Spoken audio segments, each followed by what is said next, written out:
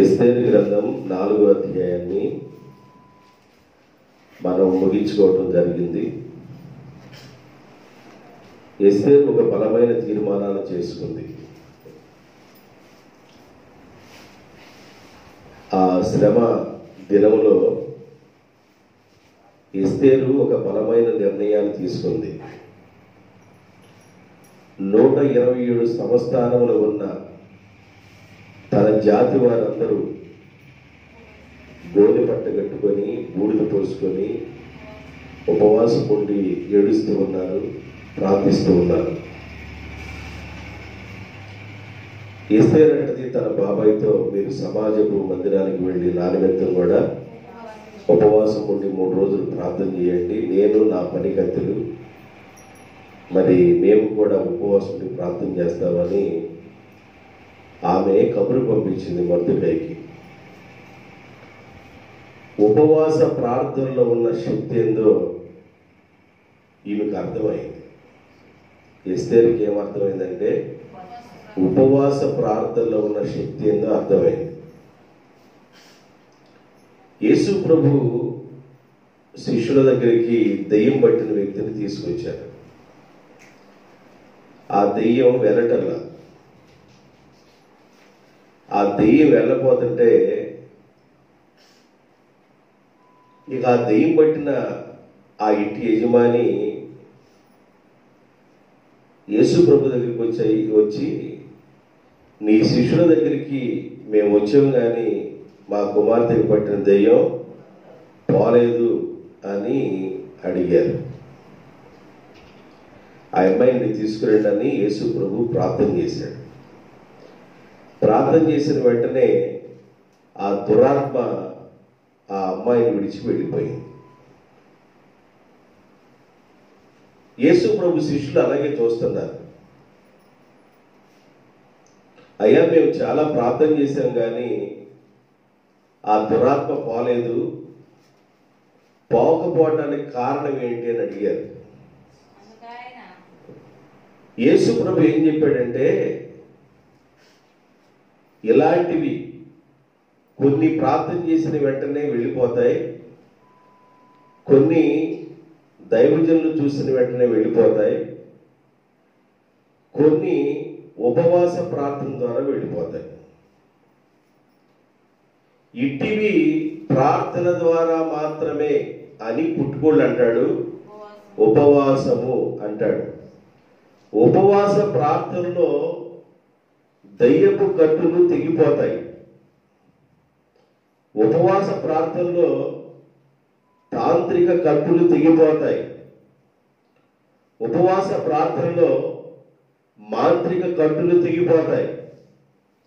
ఉపవాస ప్రార్థన ద్వారా దురాత్మ కార్యములు లయమవుతాయి.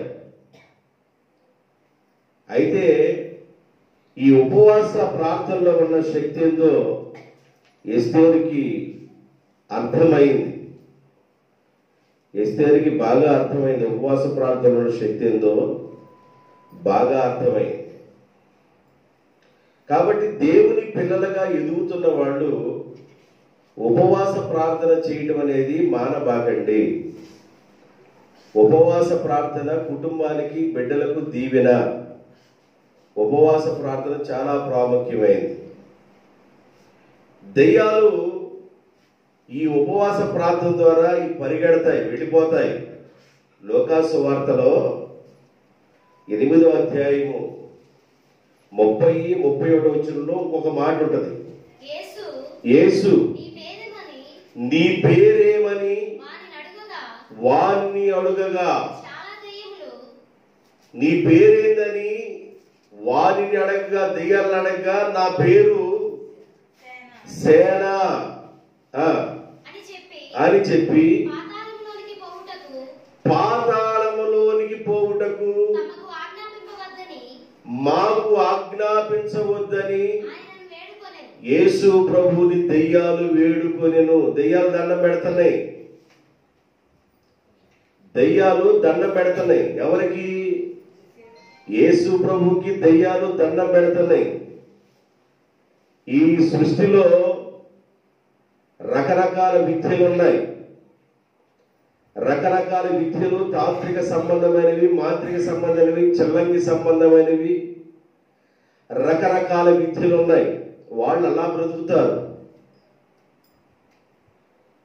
ఈ రకరకాల విద్యలన్నింటినీ వీగించేది పడద్రోయబడిన దురాత్మల ద్వారానే.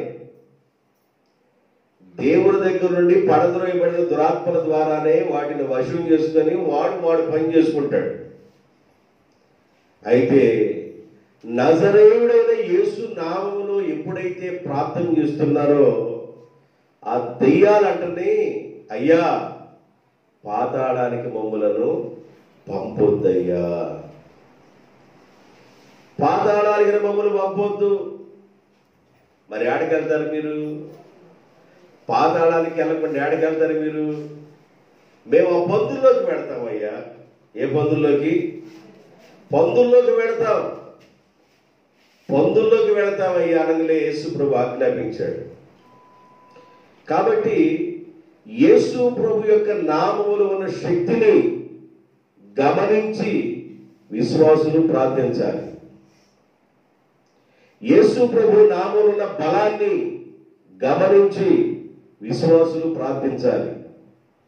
యేసుక్రీస్తు నామములో ప్రతి మోకాలు వంగాలి. యేసు నామములో ప్రతి దయ్యపు శక్తుల యొక్క కార్యాలు లయమవ్వాలి. అపవాది కడుతున్న కట్టులు, కుతంత్రాలు ఇవన్నీ కాలిపోయేది ఏంటంటే ఉపవాస ప్రార్థన. హామాను అనే వాడిలో దెయ్యం జ్వరబడి వాడు ముహూర్తం పెట్టాడు. వాడికి ముహూర్తం పెట్టాడు. ఎవరికి ముహూర్తం పెట్టాడంటే మొర్దెకై, తలవంచన మొర్దెకై కాదు, మొర్దెకైకి సంబంధించిన జనరేషన్ అందరికి పెట్టేశాడు. యూదులు అనే వాళ్ళు ఎక్కడెక్కడ ఉన్నారో 127 సంస్థానాల్లో యూదులందరూ ఒకే రోజు ఒకే ముహూర్తంలో చంపబడాలి. అది వాడి ప్లాన్. ఒరే తిక్కలోడా, ఒరే హామాను, చిన్నపిల్లలు ఏం చేశారా? ఓరే మెంటలోడా, పసిపిల్లలు ఏం చేశారా అని వాడిని అడిగితే వాడి దగ్గర ఏ సమాధానం లేదు. వాడికి ఉన్న ఒకే ఒక సమాధానం, అందరూ హతమైపోవాలా. బైబిల్ ఏం చెబుతుందంటే గుంట ఎవరికైతే తోవుతారో తోవిని గుంటలోని ఆడే పడతాడు. నువ్వు ఎవరికైతే గుచ్చులు వండుతున్నావో ఆ గుచ్చుల్లో నీవే పడుదువుగాక.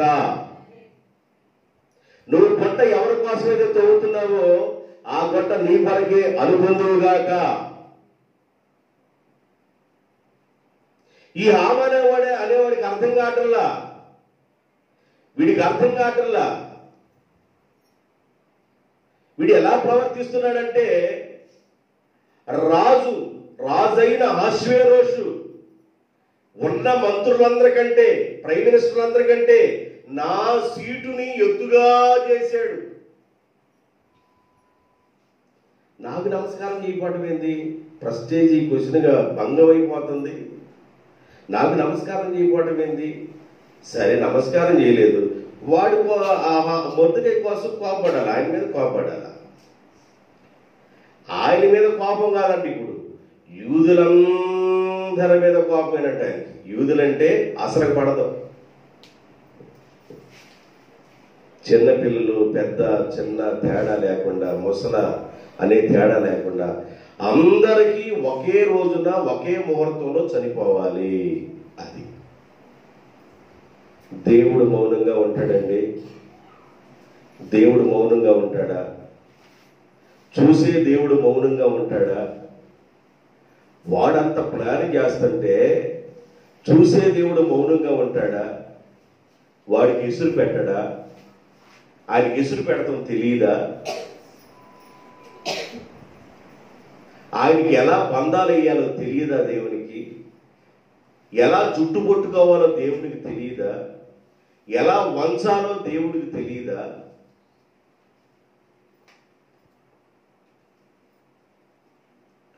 బాబేలు గోపురం కట్టేటప్పుడు కూడా వాళ్ళు ఏం చేశారంటే దేవుని సింహాసనం దాకా ఎడదాం అనుకున్నారంటే వాళ్ళు కూడా.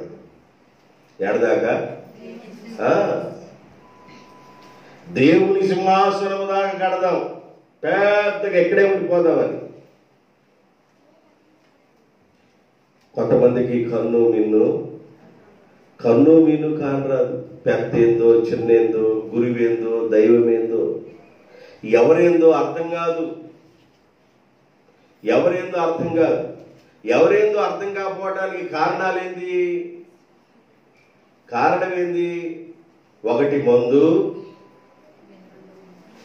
మందు, రెండో విషయం ఏంటంటే ధనగర్వం. ఏ గర్వం? ధనగర్వం. మూడో విషయం ఏంటంటే పదవీ గర్వం. ఏ గర్వం అంట? పదవి.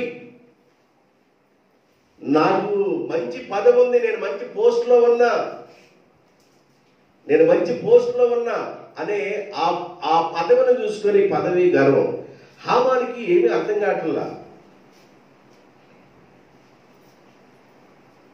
ప్రజలందరూ బాధపడతా ఉన్నారు, ప్రజలందరూ ఏడుస్తూ ఉన్నారు, ప్రజలందరూ శోకంలో మునిగిపోయి ఉన్నారు. ప్రజలందరూ ఏడుస్తుంటే ఈయన భోజనం చేస్తున్నాడండి, రాజుగారి దగ్గర కూర్చొని విందు చేస్తున్నాడు. మందు లేకుండా విందు ఉండదు రాజు దగ్గర, మందుతో విందు చేస్తున్నాడు. ఈయన పెద్ద పండగలాగా ఉంది. ప్రజలందరినీ నాశనాన్ని కలిగించడానికి ముహూర్తం పెట్టి ఈయన విందు చేస్తా పండగ చేసుకున్నట్టుగా ఫీల్ అవుతున్నాడు.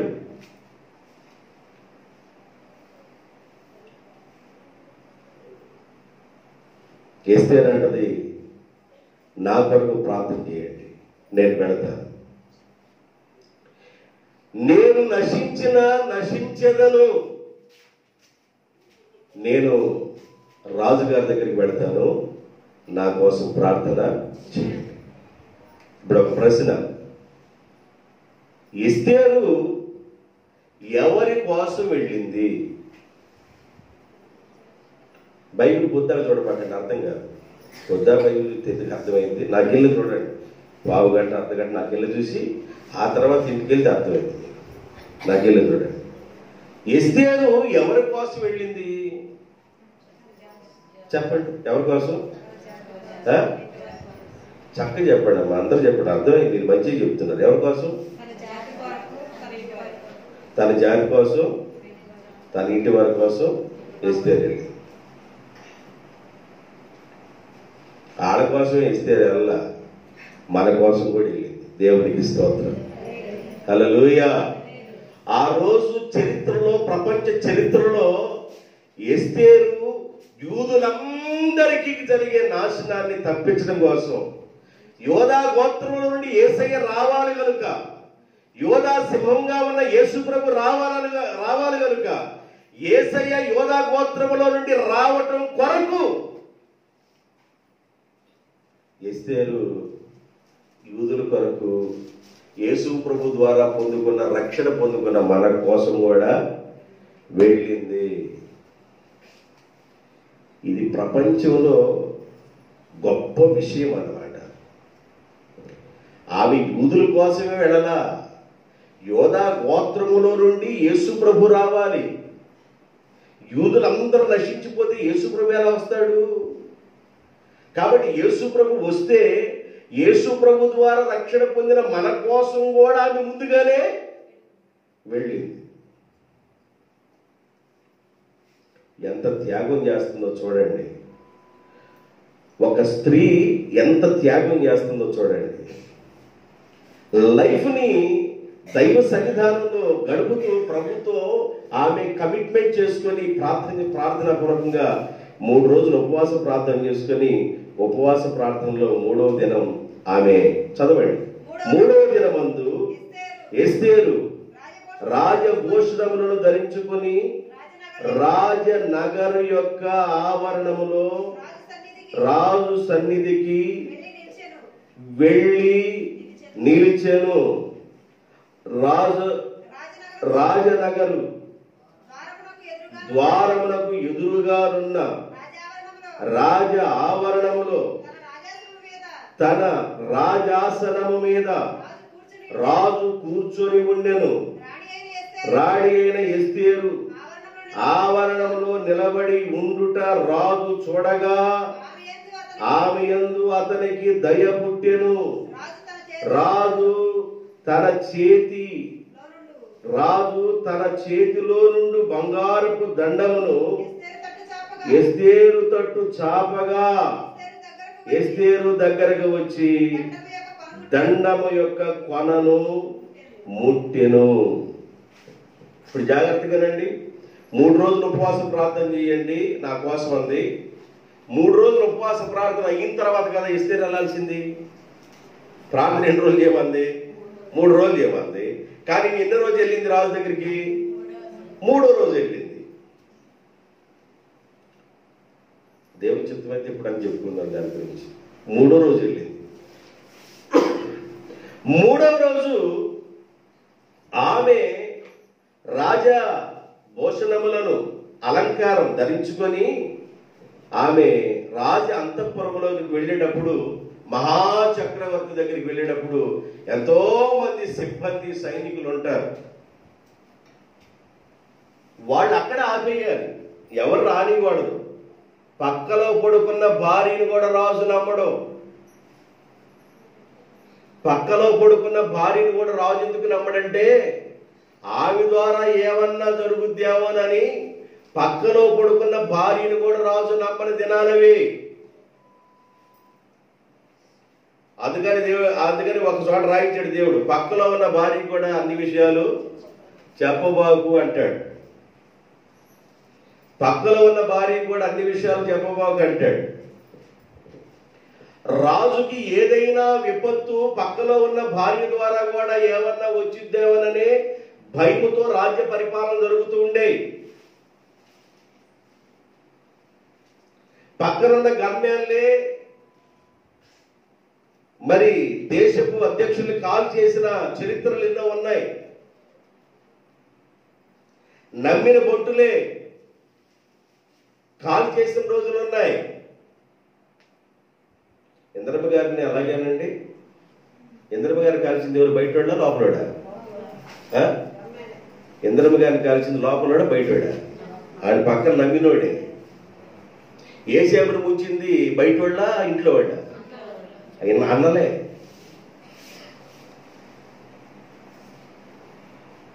అర్థమైందండి? సరే, ఆమెను పంపించారు. రాజీవ్ గాంధీ గారిని చక్కగా నమస్కారం చేసింది, ఒంగోనల్లా పటామరి పేలిందాడ.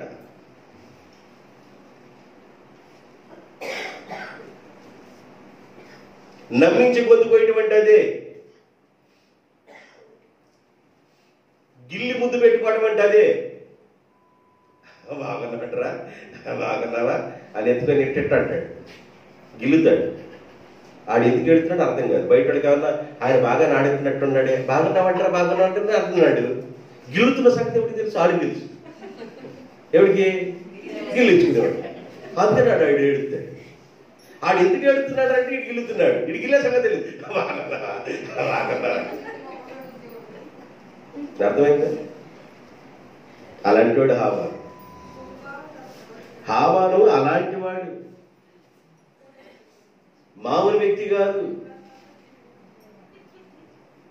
మామూలు మనిషి కాదు హామాను. ఎలాంటి వ్యక్తో అసలు ఎంత తొందరపడుతున్నాడు చూడండి. పోయే కాలం వచ్చినప్పుడు తొందరపడుతుంటారు మనుషులు. హాస్పిటల్లో చేర్చిన తర్వాత మనిషిని రేపో మోపానంగా గడగడ మాట్లాడతారంట. గడ గడ గడ గడ అన్న ఆకలి పెట్టండి, ఆకలి పెట్టండి. 3వ రోజు సోత్రం అట్ట ఉంటుంది. తొందర చూడు ఎంత తొందర ఉందో చెప్తా నేను ఆయన గురించి చెప్తాను. ఇప్పుడు 5వ అధ్యాయాన్ని 2 భాగాలు మనం చేసుకోవాలి. 5వ అధ్యాయాన్ని ఒకే భాగంగా చెప్పుకోకుండా 2 భాగాలు చేసుకోవాలి. 1వ వచనం దగ్గర నుండి 8వ వచనం వరకే ఈరోజు భాగం.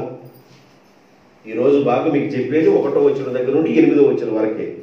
దానికి మీరు పెట్టుకోవలసిన టైటిల్ ఏంటంటే ఎస్తేరు గారి మొదటి విందు. ఎస్తేరు గారు మొదటి విందు అనే టైటిల్ పెట్టుకోండి. 1వ వచనం దగ్గర నుండి 8వ వచనం వరకు ఎస్తేరు గారు మొదటి విందు. ఇప్పుడు ఆమె అంతఃపురంలోకి వెళతా ఉంది. సైనికులు కూడా వెళ్ళనీయకూడదు లెక్క.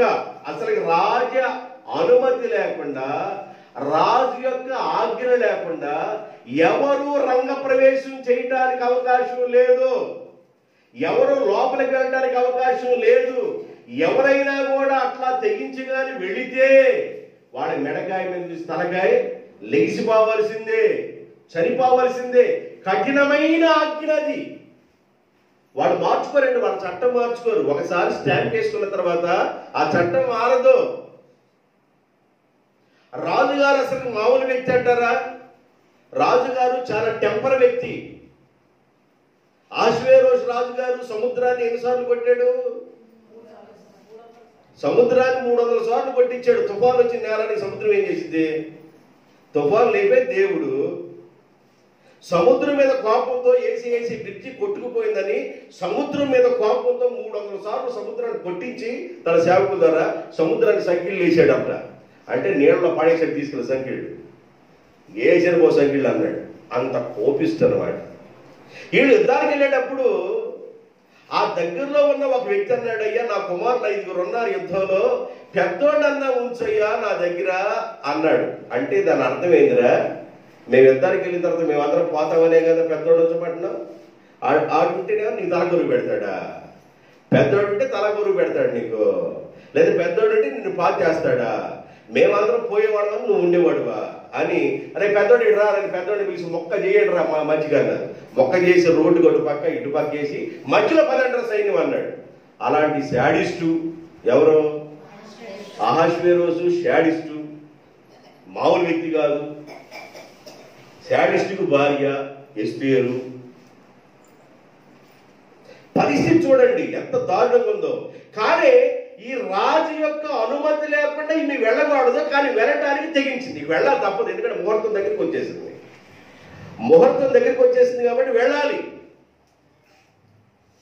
ఆమె ఏమి నిద్రపోదు, 12 గంటల దాకా నిద్రపోదు. నేను ఇస్తా సర్టిఫికేట్ ఇట్లంతా కూడా నాకు తెలుసు.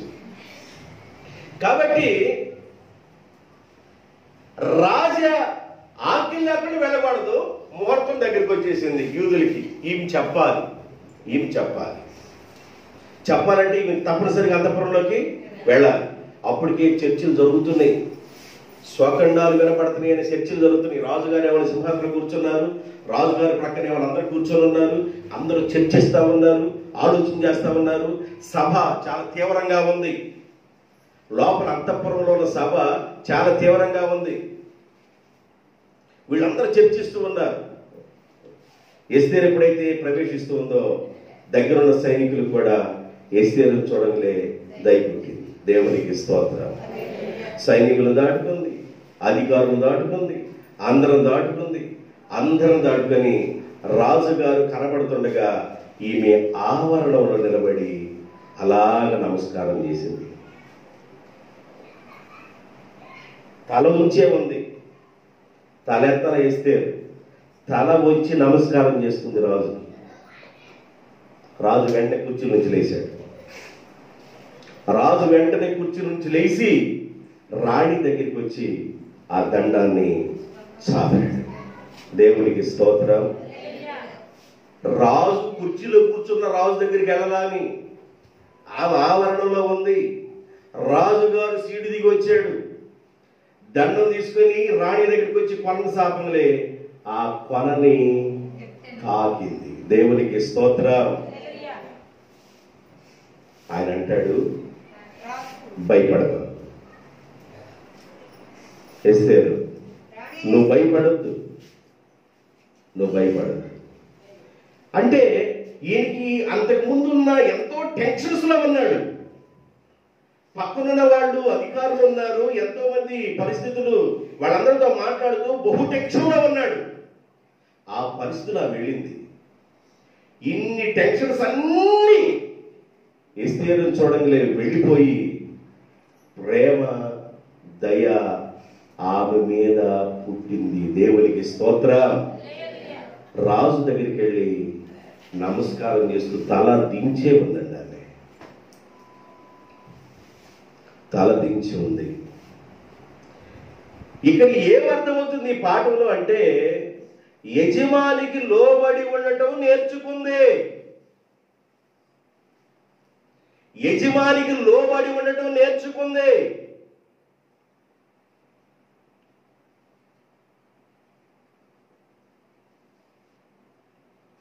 భర్త ఎలాంటి వాడైనా భర్తను చంపుతానన్నారు ఆయన రాజ్యంలో ఇద్దరు. బిగ్తాను ఎందుకు కూర్చుంటే పొద్దాకా ఎస్తేర్ గ్రంథం చదివితే కాదు, ఎవరెవరైనా చంపుతానంది రాజుగారిని? తెరెషు, బిగ్తాను. వీళ్ళిద్దరూ చంపాలనుకున్నారు. చంపాలనుకున్న వార్త రాజుగారి కబురు పంపించింది.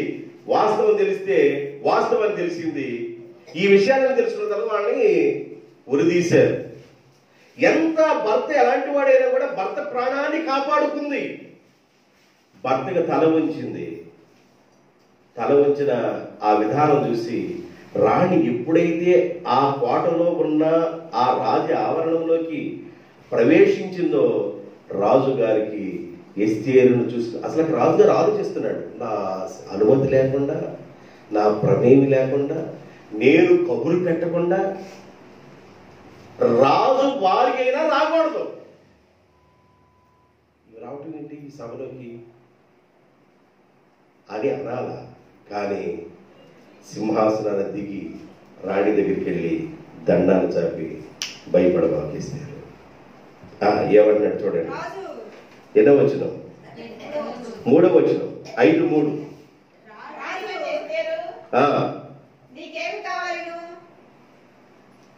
రాణి అయిన ఎస్తేరు, నీకేమి కావలను?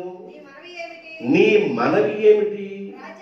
రాజ్యములో సగం మటుకు నీకు అనుగ్రహించుదునని ఆమెతో చెప్పగా. ఆగండి, తర్వాత మళ్ళీ అక్కడి నుంచి రాణిని చూసిన వెంటనే రాజుకు దయవచ్చేసి ఆమె దగ్గరికి వెళ్ళాడు. ఆయన చేతిలో ఉన్న రాజదండాన్ని ఆమెకి వెళ్ళి చాపాడు. ఆ కొరను తాకింది.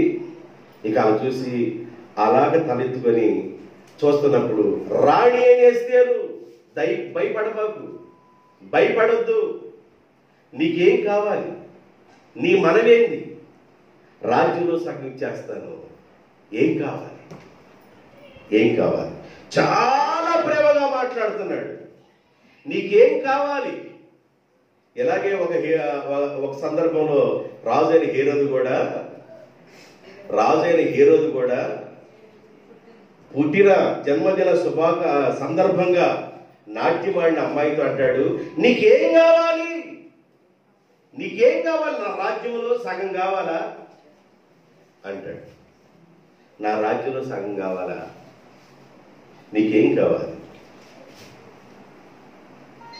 కుష్ఠరోగి యేసుప్రభు దగ్గరికి వచ్చినప్పుడు నా వల్ల నీకేం కావాలి?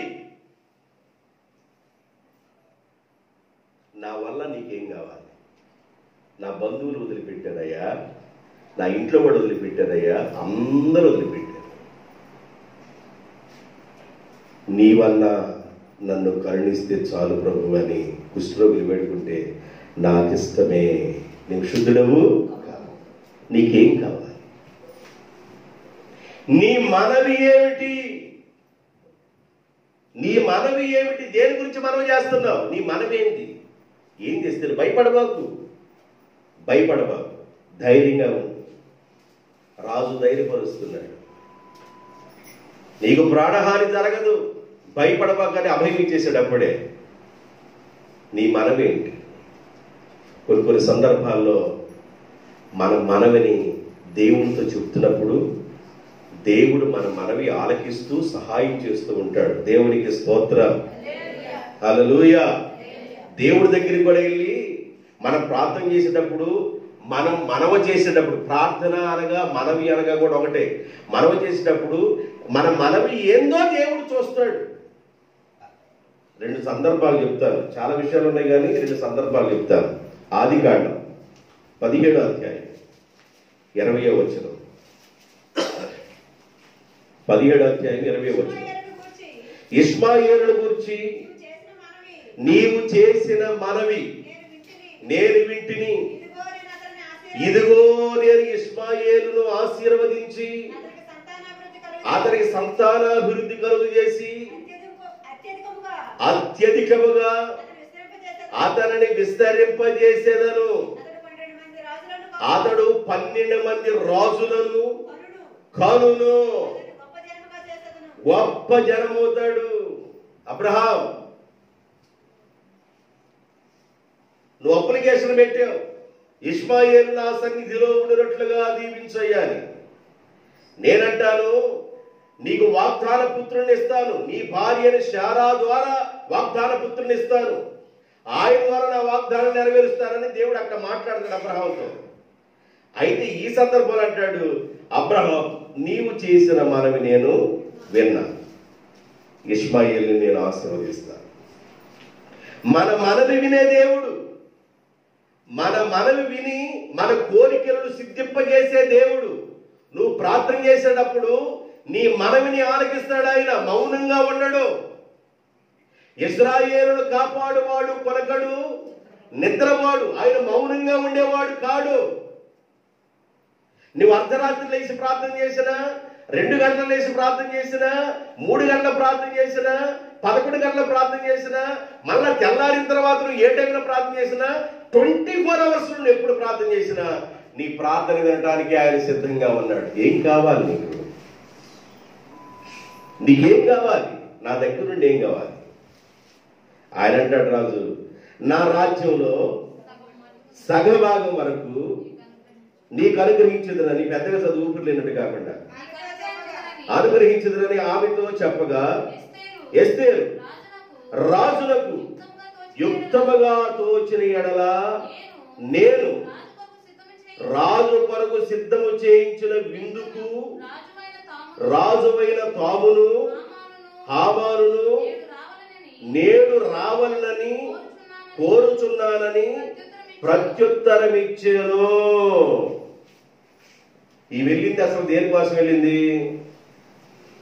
అసలుకి ఎంటర్ అయింది దేనికోసం? రాజు దగ్గరికి. ముహూర్తం దగ్గరికి వచ్చింది, జనం చనిపోబోతున్నారు కాబట్టి ఈమె ఏం చెప్పాలి? రాజు దగ్గరికి వెళ్ళి ఏం చెప్పాలి? ఉన్న విషయం చెప్పాలి. కానీ ఆమె ఏం చేస్తుంది? అసలు తొందరపాటు అనేది ఆడవాళ్ళు ఎక్కువ ఉండిద్దా, మగవాళ్ళు ఎక్కువ ఉండిద్దా? Very good. తొందరపాటు ఎవరికి ఉండిద్ది ఎక్కువగా? చిన్న విషయం కూడా తట్టుకోలేదు, అప్పుడప్పుడే తంపరగా రేకాయ కంప అయిపోతారు, తట్టుకోలేదు. ఈమె చూడండి, ఈమె ఎస్తేరు ఆడామే, కానీ ముహూర్తం దగ్గరికి వచ్చిందని తెలుసు. యూదుల గురించి చెప్పాలి అక్కడ. అసలు నేను వచ్చిన సందర్భం, రాజా నా వంశము నా జాతి నశించిపోతున్న రాజా చెప్పాల.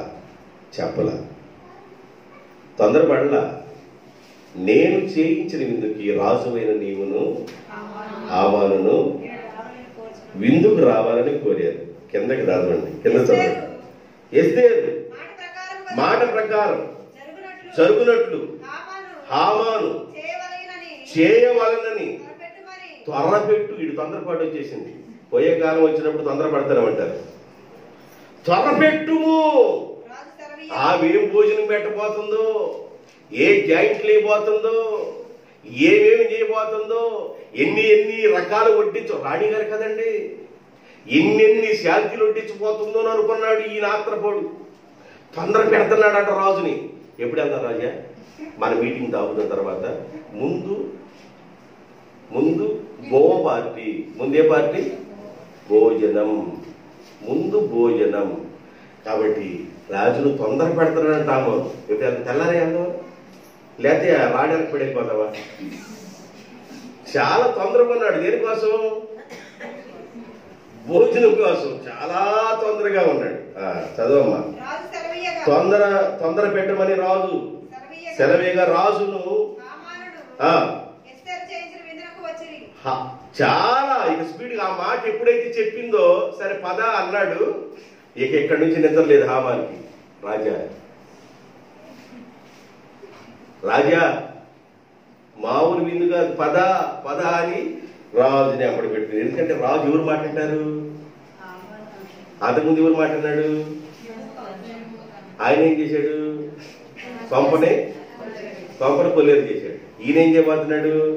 దేశంలో ఉన్న అందరినీ, ఈ కొంపని దేశంలో ఉన్న వాళ్ళందరూ భోజనం సోజనులందరినీ నాశనం చేయబోతున్నాడు. ఈ రాజు కూడా ఎవరు మాట్లాడాడంటే, ఎవరు నాశనం చేయాలనుకుంటే ఆ నాశనం చేసేవాడు మాటే అంటాడు. మంచి చేయితే కొంతమందికి ఎక్కదు, కొంతమందికి మంచి చేయ అంటే మంచి ఎక్కదు. ఎంత చెడు చెబుతారో అంత బాగా ఉండిద్దంట, టేస్ట్గా ఉండిద్దంట. చెడు టేస్ట్గా ఉండిద్దంట. అహితోపియేలు చెప్పే ఆలోచనలంట టేస్ట్గా ఉండేయంట రాజ్యంలో ఉన్న వాళ్ళకి. రుచి మామూలుగా ఉండేది గులాబీ జాము. ఏ జాము? గులాబీ జాము.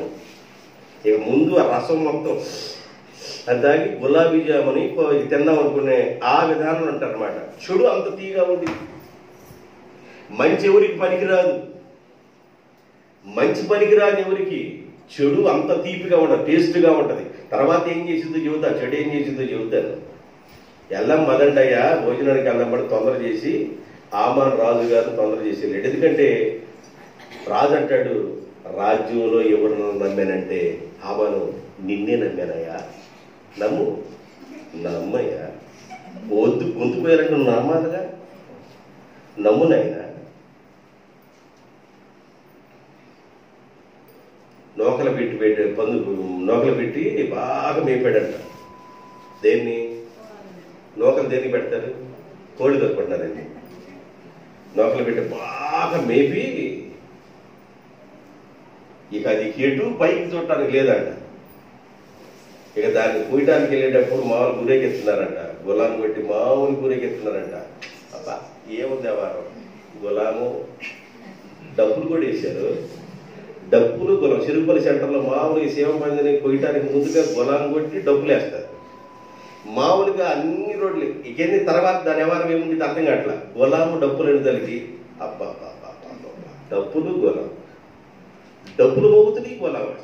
అసలుకి ఎంత విచిత్రంగా ఉందని. ఆ తర్వాత నడిపించాల 2 కాళ్ళు కట్టేసి, ఈ 2 కాళ్ళు కట్టేసి మొత్తాన్ని భుజాల మీద వేసుకొని ఇటు నలుగురు అటు నలుగురు మోసుకొని వస్తుంటే అప్పుడు ఆకాశం చూసిందంట. అమ్మాయి ఎంత రమ్యంగా ఉంది. లాస్ట్ సీన్ ఇక ఆ సీన్లో లాస్ట్గా ఆకాశం కనబడుతుంది, నక్షత్రాలు అన్నీ కనబడుతున్నాయి. అర్థమవుతుందండి. ఆ తర్వాత కదా ధన్యవాద అట్లా ఉంది. చాలా తొందర పెడుతున్నాడంట. పదండి సరే తొందర పెట్టి రాజుగారిని, ఎందుకంటే రాజు నమ్మేడు అంటే రాజ్యంలో హామానునే. అందుకని హామాను సీటు అందరి అధికారుల కంటే ఈయన సీటుని ఎత్తుగా చేశాను. రాజు అబ్బా వీళ్ళు కూర్చుంటే ఏం కావాలా? ద్రాక్షారసం కావాలి. వీళ్ళు కూర్చున్నారు, సిట్టింగ్ వేశారంటే మందు లేకుండా పోదండి వీళ్ళు. ద్రాక్షారసం రాజు ద్రాక్షారసపు విందుకు కూర్చునుండి ఎస్తేరును చూసి మర్చిపోలేన. అంతకుముందు చెప్పలేదుగా, రాజ్యంలోకి వచ్చేసి ఆవరణం నిలబడంగానే ఆయనకి వెళ్ళి చేయిదాపాడు కదా. ఏమ్మా ఏ పని మీద వచ్చావు, నీ కోరిక ఏంటమ్మా అని అడిగాడు. విందుకు రండి అయ్యా. రాజు తెలుసు, రాజాజ్ఞ లేకుండా అనుమతి లేకుండా రంగప్రవేశం చేయకూడదని తెలిసి కూడా ఏదో ఒక బలమైన కారణాన్ని నాకు పెట్టుకుని నా దగ్గరికి వచ్చింది. కానీ భోజనాలు రమ్మని సింపుల్గా ఇది మైండ్లో రాసుకుంది. భోజనం చేస్తూ చేస్తూ ఇస్తారు, నీ కోరిక ఏంటి? నేను మర్చిపోలా, నీ కోరిక ఏంటి? మళ్ళీ అడుగుతున్నాడు, నీ కోరిక ఏంటి? ప్రశ్న. అది నీకు అనుగ్రహింపబడును. చెప్పు, ఇప్పుడన్నా చెప్పు, ఇప్పుడన్నా చెప్పమ్మా. భోజనం పెట్టావు, ద్రాక్షరసం ఇచ్చావు, మంచిగా తయారు చేసావు, నీ కోరిక ఏంటి? ఇప్పుడన్నా చెప్పు అన్నాడు. ఎస్తేరు తొందరపాటు వ్యక్తి కాదు. చాలా మంది కుటుంబాల్లో స్త్రీలు తొందరపడతా ఉంటారు. చాలా మంది కుటుంబాల్లో స్త్రీలు చాలా తొందరపడతారు. తొందరపాటు అనర్థానికి దారి తీస్తాయి. ఎస్తేరులో తొందరపాటు లేదు. ఎస్తేరులో ధైర్యం ఉంది. రాజు దగ్గరికి వెళ్ళాల్సిన ధైర్యం ప్రాణానికి తెగించింది. ఎస్తేరు తొందరపాటు కలిగిన వ్యక్తి కాదు. చాలా మంది తొందరపడతారు కుటుంబాల్లో స్త్రీలు, అనర్థాలు వస్తాయి. తొందరపడకూడదు. నీ కోరిక ఏమిటి? అది నీకు అనుగ్రహించబడును. నీ మనవి ఏమిటి? అది రాజ్యములో సగమటుకైనను చేయబడునని చెప్పగా ఎస్తేరు ఎలాగూ ప్రత్యుత్తరం ఇచ్చును. రాజువైన తమ దృష్టికి నా ఏళ్ల దయగలిగి నా మనము చొప్పున నా కోరిక చొప్పునను జరిగించుటకు రాజువైన తమకు అనుకూలమైతే రాజువైన తమను హామానును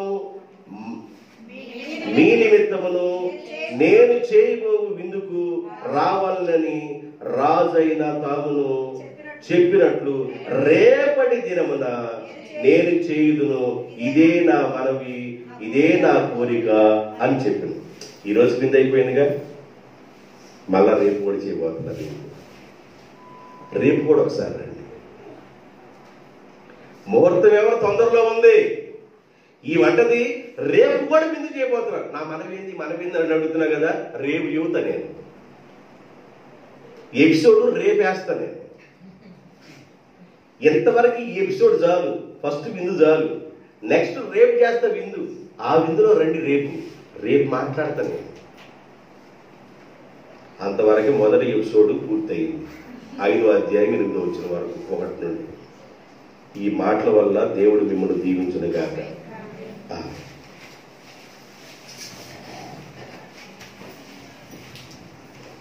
ప్రేమ కలిగిన తండ్రి, పరిశుద్ధుడైన ప్రభువా యేసయ్య, మీకు వందనాలు, స్తుతులు, స్తోత్రాలు. మీ పరిశుద్ధ సన్నిధిలో ప్రార్థన చేస్తున్నాం. ఇంతవరకు మీ బిడ్డలు మీ స్వరాన్ని, మీ మాటలు విన్నారు. ఎస్తేరులో ఉన్న ఆ నమ్రత, తగ్గింపు, ఎస్తేరులో ఉన్న ధైర్యము, ఎస్తేరులో ఉన్న పట్టుదల, ప్రార్థనా పట్టుదల, ఎస్తేరులో ఉన్న విధేయత, దీన మనసుల వస్త్రం, ఇవన్నీ ఎస్తేరులో కనబడుతున్నాయి. తండ్రి మీకు వందనాలు నాయన. మీ సన్నిధిలో ప్రార్థన చేస్తున్నారు. మీ బిడ్డలను నాయన మీరు దీవించి ఆశీర్వదించండి. మేలుల చేత నింపండి. మీ దీవుల చేత మీ బిడ్డల్ని మీరు కప్పమని ప్రార్థన చేస్తున్నారు. ఆశీర్వాదపు జల్లులు మీ బిడ్డల మీద ఉంచమని యేసుక్రీస్తు నామములో ప్రార్థిస్తున్నాను తండ్రి. ఆమేన్.